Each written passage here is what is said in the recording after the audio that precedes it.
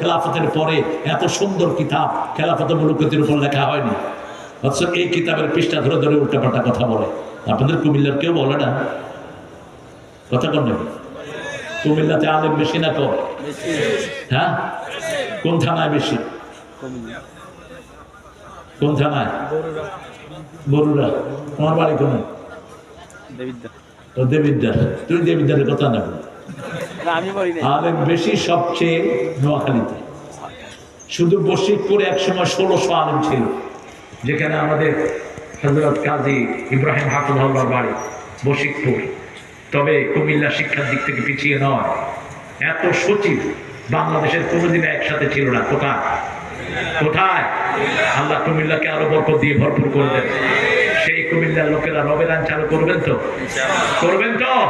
হাত তুলি কার কাছে? রবের কাছে। রব্বানা আতিনা ফিদ দুনিয়া হাসানা। রবকে, রব হলো ইনশাউ শাইয়্যি মিনাল হাদ্দিল হাদিল হাদ্দিত তামাম, যে একটা জিনিসকে ছোট থেকে নিয়ে পরিপূর্ণতায় পৌঁছিয়ে দেয়। তার নাম কি? তার নাম কি? রব সন্তান মায়ের পেটে কিভাবে খাবে সেটা যে বরাদ্দ করে দিয়েছেন, তিনার নাম কি?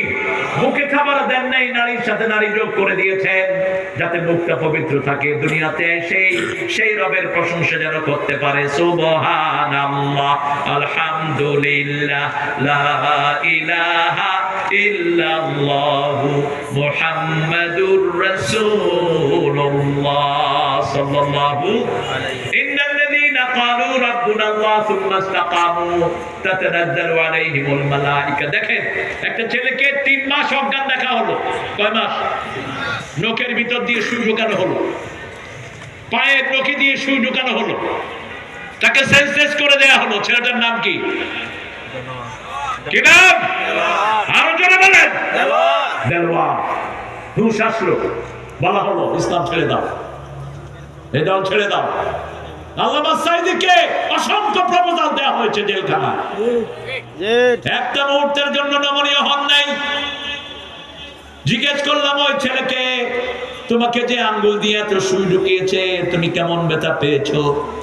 ছেলে বলেছে 2-3টাতে সামান্য টের পেয়েছি, বাকিগুলো টেরই পাইনি। রহমত নাজিল করে দিয়েছেন কে? তাতানাজ্জালু আলাইহিমুল মালায়েকা। একটা ছেলের গান নিয়ে খুব বিতর্ক হয়েছে। কেউ আল্লাহর খলিফা হয়, আর কেউ অন্যের খলিফা হয়। একটা ছেলের গান নিয়ে খুব বিতর্ক হয়েছে সমাজে। ওই ছেলেকে ধরে নিয়ে 100টা বাড়ি দেওয়া হয়েছে।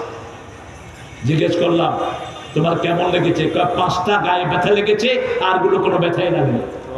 তাতানাজ্জালু আলাইহিমুল মালায়েকা। ও সবগুলো উঠে গেছে ফেরেশতাদের উপর। সুবহানাল্লাহ।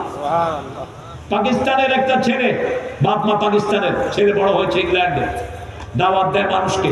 তার দাওয়াতে প্রায় সময় লোকেরা কালেমা পড়ে মুসলমান হয়ে যায়। তাকে উঠিয়ে নিয়ে গেল গন্তনামা জেলখানা।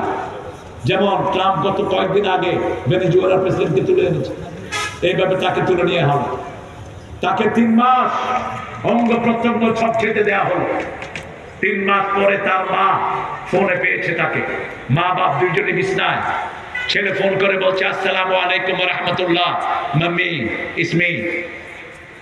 মাকে যখন কেউ ফোন করে নাম বলার দরকার হয়, কণ্ঠ বলার সাথে সাথে বুঝে কে? মা বুঝে যায়। বলছে son where are you, we are dying for you. তুমি কোথায়?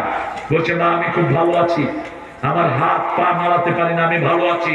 মা বলছে how could you claim you are good? কিভাবে তুমি বলো তুমি ভালো আছো? তোমার আব্বা সেন্সলেস, আমি মরে যাচ্ছি তোমার জন্য। ছেলে বলছে মা ওরা যখন আমার হাত পা সব ছেটে দেয়, রাতের বেলায় স্বপ্নে রাসূল এসে আমার মাথায় হাত বুলিয়ে দেয়, সেই থেকে মা আমি ভালো আছি।